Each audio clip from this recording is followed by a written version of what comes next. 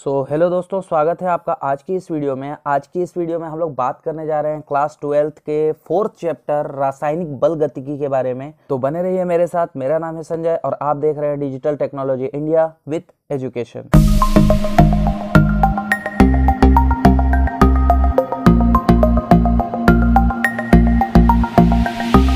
तो इस पार्ट में हम लोग वेग तथा वेग को प्रभावित करने वाले कारकों के बारे में अध्ययन करेंगे। मतलब रासायनिक बल गतिकी में स्टार्टिंग में आपको वेग के बारे में जानना बहुत ज़्यादा जरूरी है। ठीक है, वेग क्या होता है और उनको प्रभावित करने वाले कारक क्या होते हैं। तो देखिए, समझिए आप, और मैं गारंटी दे रहा हूँ इस वीडियो को देखने के बाद आपको वेग से रिलेटेड या रासायनिक बल गतिकी स्टार्ट कहाँ से होता है, क्या होता है, ठीक है, वो सब आपको टेंशन लेने की ज़रूरत नहीं है। आप लास्ट तक वीडियो देखिए और फिर उसके बाद आप कमेंट करके बताइएगा कि आपको वीडियो कैसी लगी। तो रासायनिक बल गतिकी के अंदर हम लोग वेग और वेग को प्रभावित करने वाले कारकों के बारे में पढ़ते हैं। ठीक है, तो वेग क्या होता है।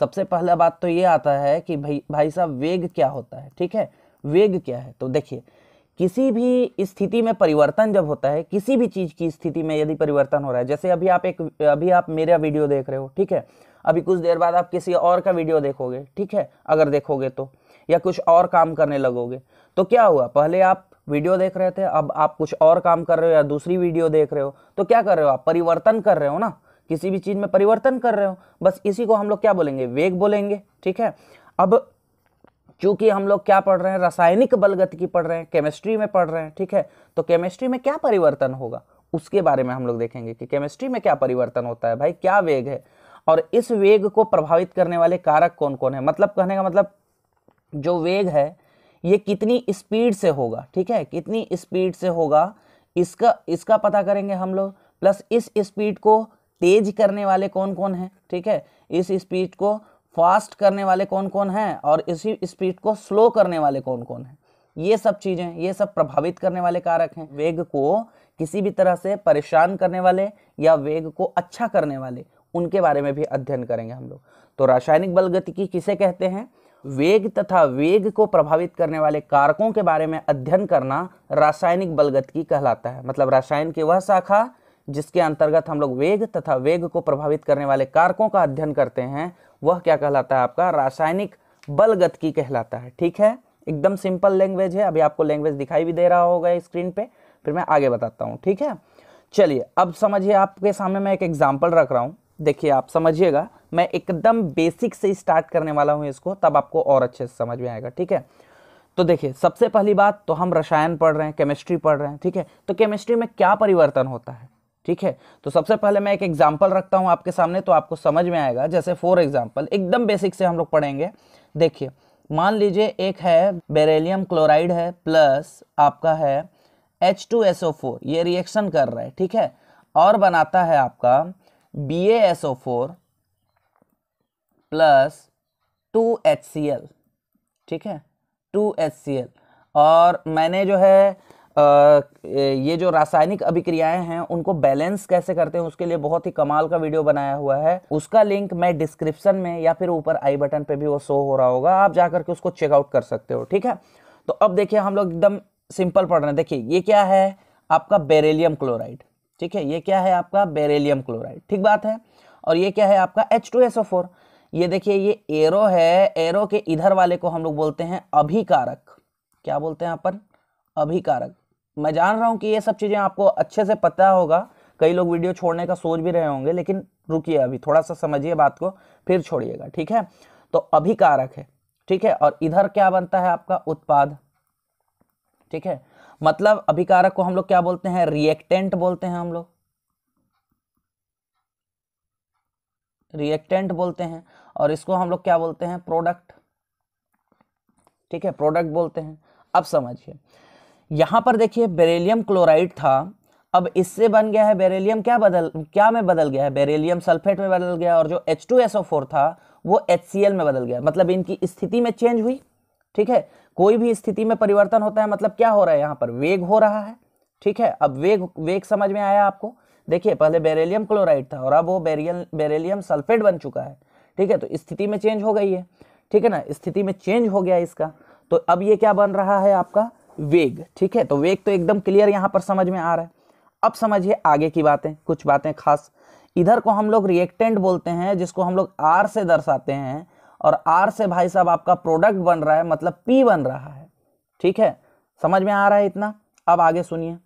अब यहाँ समझिए, जब ये बेरिलियम क्लोराइड, ये जो बेरिलियम क्लोराइड है, ये जब बेरिलियम सल्फेट में बदला, या फिर ये जो H2SO4 है आपका, ये जो H2SO4 है जब आपका 2HCl में जब बदला, तो क्या ये एक झटके में तुरंत बदल गया होगा? नहीं, इसमें कुछ ना कुछ समय लगा होगा। बेरिलियम क्लोराइड को बेरिलियम सल्फेट बनने में तथा H2SO4 को HCl बनने में कुछ ना कुछ समय लगा होगा। ठीक है, तो अब देखिए एक उदाहरण से मैं आपको समझा रहा हूं, तो मतलब ये समय लग रहा है, इसमें कुछ ना कुछ समय लग रहा है। ठीक है, कुछ ना कुछ समय इसमें लग रहा है। अब देखिए मैं एक उदाहरण समझाता हूं आपको, तो और अच्छे से समझ में आएगा, देखते जाइए। तो अब यहाँ पर से स्पष्ट है, इस एग्जाम्पल से स्पष्ट है कि कोई भी रासायनिक क्रिया एक झटके में नहीं हो जाती। ठीक है, रिएक्टेंट से तुरंत प्रोडक्ट नहीं बन जाता, अभिकारक से उत्पाद तुरंत नहीं बनता, कुछ ना कुछ समय लगता है, धीरे धीरे धीरे धीरे वो बनते हैं। ठीक है, तो इसी चीज को एग्जाम्पल के थ्रू समझते हैं हम लोग। देखिए, जैसे मान लीजिए फॉर एग्जाम्पल, जैसे एक रिएक्टेंट है, अब इससे बन रहा है आपका प्रोडक्ट। ठीक है, ठीक बात है।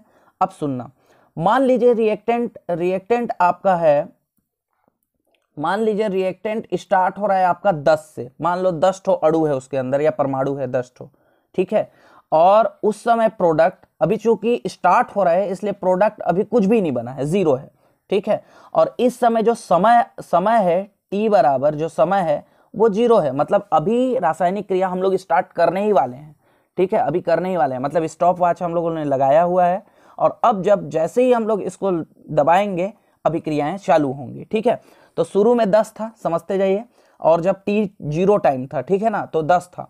अब देखिए धीरे धीरे टाइम क्या होगा, चेंज होगा। मान लीजिए T बराबर 1 सेकेंड हो जाता है, 1 हो जाता है। ठीक है, तो क्या होगा, रिएक्टेंट कम होंगे और प्रोडक्ट बनना चालू होगा। तो रिएक्टेंट मान लीजिए 8 हो गया और प्रोडक्ट आपका 2 बन चुका है। ठीक है, इसी प्रकार आगे बढ़ेंगे। T बराबर 2 सेकेंड पे देखिए क्या हो रहा है, रिएक्टेंट क्या हो गया, 6 हो गया, और प्रोडक्ट आपका बन गया कितना, 4। इसी प्रकार से और भी आगे समझिए। अब देखिए यार, T3 टाइम में, मान लीजिए 3 सेकेंड में क्या हो जाता है, रिएक्टेंट आपका 4 हो जाता है और प्रोडक्ट आपका बन जाता है 6। ठीक है, अभी आप देखो आगे देखो, T4 सेकेंड में क्या होता है, 2 रिएक्टेंट बनते हैं और प्रोडक्ट 8 बन चुका है, अभी भी पूरा नहीं बना आपका। T5 सेकेंड में समझ लीजिए रिएक्टेंट पूरी तरह से खत्म हो जाते हैं और प्रोडक्ट पूरी तरह से आपका बन जाता है। ठीक है, तो ये इस तरह से अभिक्रियाएं होती हैं, धीरे धीरे धीरे धीरे। अब इस एग्जाम्पल से हमको क्या समझ में आया वो समझिए। देखिए, इसमें समय के साथ साथ रिएक्टेंट में कमी आ रही है, आप ध्यान से देखिए, इसको देखिए, आप देखिए ये जो रिएक्टेंट भाई साहब हैं, ये वाला हिस्सा देखिए, इसको देखिए, समय के साथ साथ जैसे जैसे समय क्या होता जा रहा है, बढ़ता जा रहा है, रिएक्टेंट क्या हो रहा है आपका, देखिए 10 था, फिर 8 हो गया, 6 हो गया, 4 हो गया, 2 हो गया, और फिर लास्ट में 0 हो गया। मतलब रिएक्टेंट क्या होते जा रहे हैं, कम होते जा रहे हैं। ठीक उसी प्रकार समय के साथ साथ जैसे जैसे समय बढ़ता जा रहा है, वैसे वैसे प्रोडक्ट क्या होते जा रहे हैं, देखिए आपके बढ़ते चले जा रहे हैं। देखिए प्रोडक्ट क्या होते जा रहे हैं, बनते चले जा रहे हैं, बढ़ते चले जा रहे हैं। ठीक है, तो इससे स्पष्ट पता चल रहा है कि समय के साथ जो अभिकारक होते हैं, समय के साथ जो अभिकारक होते हैं उनमें क्या होती है, कमी होती है, कमी। ठीक है, इस एग्जाम्पल से आप समझिए, बहुत अच्छा एग्जाम्पल है। समय के साथ अभिकारक में कमी होती है तथा समय के साथ उत्पाद में क्या होता है, वृद्धि होता है। ठीक है, तो बस ये छोटा सा चीज याद रखिएगा इस एग्जाम्पल में कि समय के साथ अभिकारक में कमी होती है भाई साहब।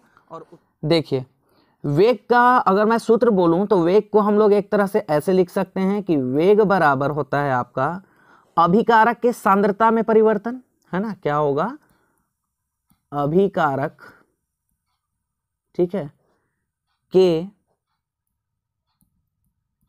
सांद्रता में परिवर्तन। परिवर्तन का मतलब यहां पर क्या है, परिवर्तन का मतलब क्या है, क्या हो रहा है, अभिकारक में क्या हो रहा था, देखिए अभिकारक में क्या हो रहा था, कमी ना। परिवर्तन मतलब या तो बढ़े या तो कम हो, कोई दिक्कत नहीं है, परिवर्तन तो हो रहा है ना, चेंज तो हो रहा है। ठीक है, तो परिवर्तन मतलब यहां मैं लिख देता हूं, चलो, मतलब क्या है, कमी। ठीक है, और क्या है इसके साथ साथ परिवर्तन में लगा समय, समय भी तो लग रहा है ना, है, समय बढ़ रहा है, वृद्धि हो रहा है, ठीक है, तो कोई दिक्कत नहीं है, परिवर्तन में लगा समय।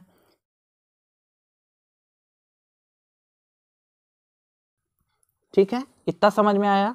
अब सुनिए आप आगे देखिए, तो हम लोग वेग को क्या लिख सकते हैं, देखिएगा सुनिएगा ना।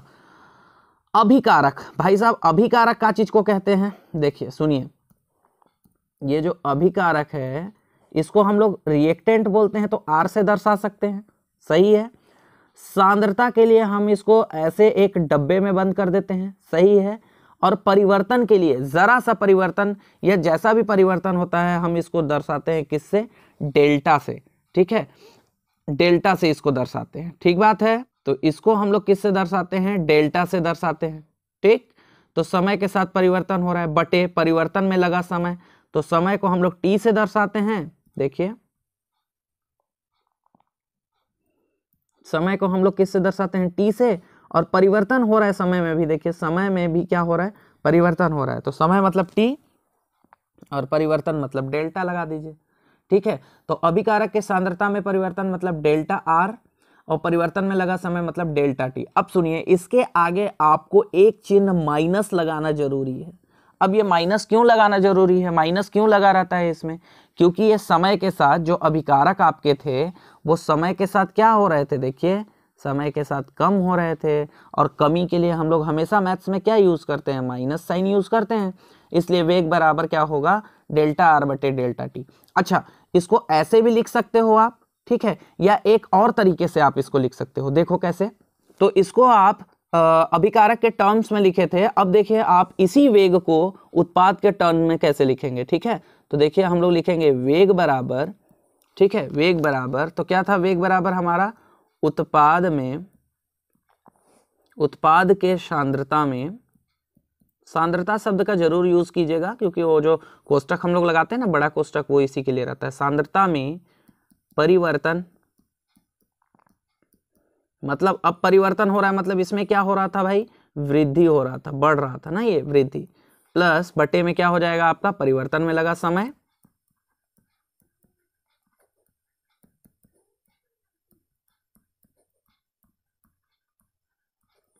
परिवर्तन में लगा समय, ठीक है। ये है आपका उत्पाद के टर्म में हम लोग इसको लिखेंगे तो ऐसा दिखाई देगा। चलिए, तो वेग बराबर आपका हो जाएगा, वेग बराबर, सुनिए, उत्पाद, उत्पाद को हम लोग इंग्लिश में प्रोडक्ट बोलते हैं, इसलिए पी से दर्शाएंगे, कोष्टक लगाएंगे किसके लिए, सांद्रता के लिए, परिवर्तन, ये जो परिवर्तन शब्द आया है इसके लिए हम लोग क्या यूज करेंगे, डेल्टा बटे परिवर्तन में लगा समय, तो समय को हम लोग टी से दर्शाते हैं और परिवर्तन को डेल्टा से दर्शाएंगे। अब समय के साथ उत्पाद में क्या हो रहा था, उत्पाद में वृद्धि हो रही थी, ठीक है ना, उत्पाद क्या हो रहा था, बढ़ रहा था, आपका बढ़ता जा रहा था, तो ठीक है, समय के साथ उत्पाद में क्या हो रहा था, वृद्धि, इसलिए हम लोग प्लस लगाते हैं ऐसे। तो ये प्लस को नहीं भी दिखाते हैं तो हम लोग को पता है कि मैथ्स में नहीं भी दिखाएंगे तो चलेगा। तो ये है आपका क्या, वेग लिखने का तरीका, ठीक है, वेग को ऐसे लिखा जाता है। अब कुछ बातें और है, हाँ आपकी जानकारी के लिए मैं एक चीज और बता देता हूं आपको, बहुत इंपॉर्टेंट, ये जो वेग आप लोगों ने पढ़ा, ये जो भी वेग है आपका, देखिए ये जो वेग आप लोगों ने पढ़ा ये है भाई साहब आपका औसत वेग। कौन सा वेग है, औसत वेग आप लोगों ने पढ़ा, ठीक है। यहाँ पर भी प्रोडक्ट के टर्म्स में भी आप लोगों ने क्या पढ़ा, औसत वेग पढ़ा, ठीक है। इसी प्रकार एक और वेग होता है, वेग भी आपको दो प्रकार का पढ़ना है यहाँ पर, एक औसत वेग है, एक ताक्षणिक वेग है, ठीक है। तो औसत वेग कैसे लिखते हैं वो मैं बता दिया आपको, ठीक है। अब आप समझिए ताक्षणिक वेग क्या होता है और उसको कैसे लिखा जाता है वो समझ लीजिए। वीडियो भले लंबी बनेगी लेकिन आप आराम से देखिए, ठीक है, फिर मैं और भी वीडियो लेकर के आऊँगा और आपको समझाऊंगा और अच्छे से। तो फिलहाल आप इसी को समझिए, फिर मैं आगे बात करता हूँ, ठीक है। तो चलिए बात कर लेते हैं ताक्षणिक वेग के बारे में। तो अभी आपने जो पढ़ा वो था आपका औसत वेग, क्या था वो, औसत वेग था, ठीक है, एवरेज, ठीक। अब ये औसत वेग क्या होता है, देखिए मतलब औसत वेग का मतलब होता है एक रेंज, ठीक है, एक क्या होता है, रेंज। अगर जैसे मान लीजिए अगर मैं बोलूं कि भाई T1 से T2 तक कितना समय लगा, ऐसे करके मान लीजिए ये T1 है और T4 तक कितना हो गया था प्रोडक्ट, ऐसा बोलूं तो T1 से लेकर के T4 तक की बात कर रहा हूं मैं, तो एक रेंज की बात कर रहा हूं, ठीक है। से आप एक एग्जांपल से समझिए कि यदि आपके पास घड़ी ना हो और आप अंदाजे से किसी को समय बता रहे हो, अगर आपसे कोई समय पूछ रहा है कि भाई अभी कितना बज रहा होगा, तो आप एक अंदाजे से बता देते होगे कि 9-10 बज रहा होगा यार ऐसे। या कहीं जाना है तुमको तो कोई पूछता होगा कि कितने टाइम तक आप पहुंचोगे, तो आप बोलते होगे कि 9-10 बजे तक मैं पहुंच जाऊंगा, ऐसे एक अंदाजा से। तो ये जो आपने 9 से लेकर के 10 बोला, ये क्या एक रेंज बताया कि इस बीच में मैं पहुंच जाऊंगा, इस बीच में मैं कितने टाइम भी पहुंच सकता हूं, ठीक है। लेकिन एग्जैक्ट टाइम आपने नहीं बताया। लेकिन अगर आप घड़ी पहने हुए हो और अगर आपसे कोई पूछता है आपकी घड़ी की तरफ इशारा करते हुए कि भाई अभी टाइम कितना हुआ है, तो आप एग्जैक्ट टाइम बताते हो, मान लो 9:20, ऐसे एग्जैक्ट टाइम बताते हो। तो ये जो एग्जैक्ट टाइम आप लोगों ने बताया, ठीक है, यही आपका क्या कहलाता है, ताक्षणिक वेग कहलाता है, ठीक है। तो केमिस्ट्री में ताक्षणिक वेग को कैसे लिखा जाता है अब आप वो सीखोगे, ठीक है। तो देखिए कैसे लिखते हैं इसको, समझ गए होगे आप लोग। मतलब एकदम एग्जैक्ट किसी चीज को अगर आप बताते हो, ठीक है, तो वो क्या कहलाता है आपका ताक्षणिक वेग, ठीक है। थोड़ा सा मैथ्स का टर्म्स आएगा यहां पर, कोई दिक्कत वाली बात नहीं है, मैं समझाने की कोशिश करूंगा, ठीक है। चलिए देखते हैं। तो ताक्षणिक वेग लिखते हैं हम लोग, तो क्या होता है, ये ताक्षणिक वेग को हम लोग वैसे ही लिखेंगे, मतलब जो औसत वेग हम लोगों ने लिखा था ना, तो हमारा औसत वेग क्या आया था, देखिए रिएक्टेंट के टर्म्स में ये आया था और प्रोडक्ट के टर्म्स में ये आया था, ठीक है। चलिए इसी को लिखते हैं। तो अभिकारक के लिए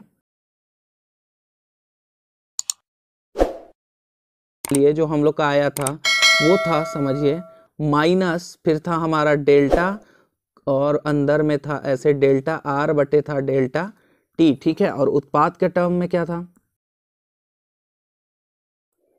उत्पाद के टर्म में प्लस यूज करना चाहो कर सकते हो, नहीं करना चाहो तो कोई दिक्कत वाली बात नहीं है, डेल्टा पी बटे था डेल्टा टी, ठीक है, ये था। अब ताक्षणिक वेग लिखने के लिए इसमें क्या लग जाता है, आपका लिमिट लग जाता है। मतलब सेम चीज रहेगा, बस इसमें क्या लग जाएगा, आपका लिमिट लग जाएगा कुछ इस प्रकार से। देखिए यहां पर आपको क्या करना है, ऐसे इन सब का क्या कर देना है, कोष्टक लगा देना है ऐसे, ठीक है, अभिकारक के लिए। और उत्पाद में भी ऐसे ही करना है आपको, ऐसे कोष्टक लगा देना है और यहाँ लिमिट लग जाता है आपका। समझिएगा, मैं थोड़ा सा इसको छोटा करके आपको बताता हूं।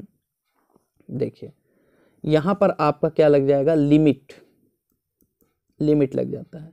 और लिमिट के बारे में मैथ्स वाले जो स्टूडेंट होंगे वो अच्छे से समझते होंगे। लिमिट यहाँ लग जाएगा आपका डेल्टा टी से 0, यहाँ पर क्या लग जाएगा, डेल्टा टी से 0, यहाँ भी डेल्टा टी से लग जाएगा आपका 0। जो बायो वाले हैं वो कोई दिक्कत वाली बात नहीं है, आप ऐसा समझिए कि लिमिट लग जाता है बस ताक्षणिक वेग के लिए, डेल्टा टी से 0। जब भी लिमिट लगती है तो आप एक चीज और समझिए कि जब भी लिमिट लगेगी तो आपको d/dt के सापेक्ष, ये जो d/dt के सापेक्ष अवकलन करना पड़ता है। अब ये अवकलन समाकलन ये मैथ्स के टर्म्स हैं, आपको समझ में नहीं आएगा, ठीक है। तो आप घबराओ मत, आप इसी को समझो, आराम से समझ में आ जाएगा आपको कुछ नहीं करना। ये जो डेल्टा जो दिखाई दे रहा है ना आपको, ये जो डेल्टा आपको दिखाई दे रहा है, ये सारे डेल्टा के जगह पे आप क्या लिखोगे, डी लिख देना, बस बात खत्म बायो वाले के लिए, ठीक है। तो अभिकारक का ताक्षणिक वेग कैसे दिखाई देगा, तो देखिए कैसे दिखाई देगा आपको, ये देखिए कुछ इस तरह से। अगर हम लोग अभिकारक के लिए लिखें,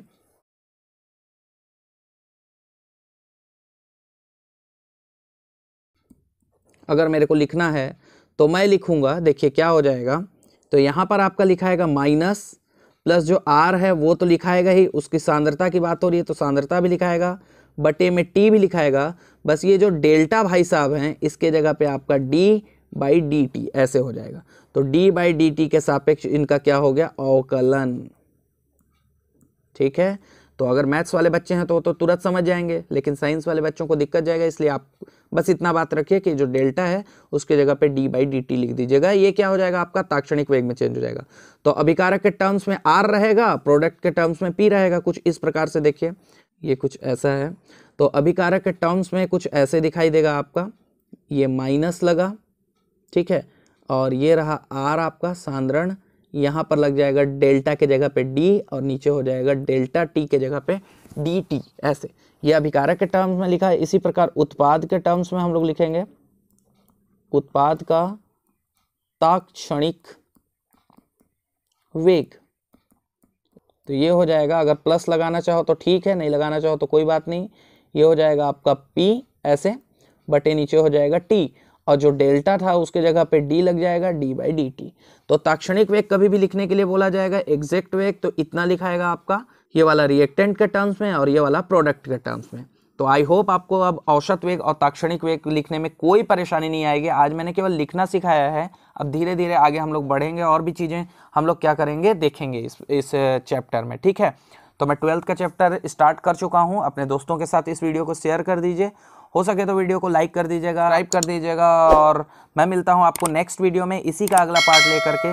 तो नेक्स्ट वीडियो का इंतजार करने के लिए आप लोग क्या करिए, सब्सक्राइब जरूर कर लीजिए और बेल नोटिफिकेशन को ऑन कर लीजिएगा, ताकि इस टाइप की वीडियो आपको मिल सके आसान शब्दों में, ठीक है।